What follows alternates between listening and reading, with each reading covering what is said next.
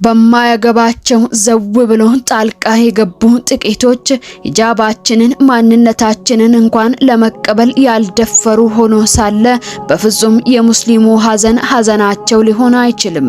ትናንት ነብዩን ሰለላሁ ዐለይሂ ወሰለም በውሸት ሲዘልፉ ኑሮ ዛሬም እህቶቻችን በሂጃባቸው ተከብረው እንዳይማሩ እያደናቀፉ ዋብያ ምንያ እያሉ ከፋፍለው ሲሳደቡ የዋው ሙስሊም አብረክ ብታጨበጭ የፈጠራቸው ፈጣሪያችን አላህ ሱብሓነሁ ወተዓላ ቀድ በደትል በግዳኡ ሚን አፍዋኢሂም ወማ ትኽፊ ሱዱሩሁም አክበር ቀድ በየና ለኩሙል አያት በማለት ካፋቸው ከሚያወጡት መርዝ ይልቅ በልቦቻቸው የቋጠሩት መርዝ የከፋ መሆኑን ይገልጽልናል። ያንተን መሻይክ ከልባቸው ቢያከብሩና ቢወዷቸው ኑሮ ነብይህን ባላዋረዱና ባልጠሉብህ ነበር።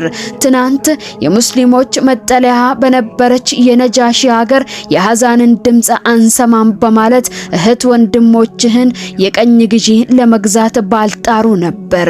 አዳውል ኢስላም በመከፋፈል ዛሬ ዋብያ እያለ ስያሜ ከለጠፈለት አለሱነት ወልጀማ በአላህ አንድነት በነብዩ ነብይነት ከሚያምን ብዳንና ሽርክን ከሚጸየፍ የአላህ ባሮች ቢጀምርም ነገ ዛሬ ዋብያም በገረፈበት ብትር አንተን ከመግረፍ ወደ ኋላ እንደማይል ልብ ልትል ይገባል።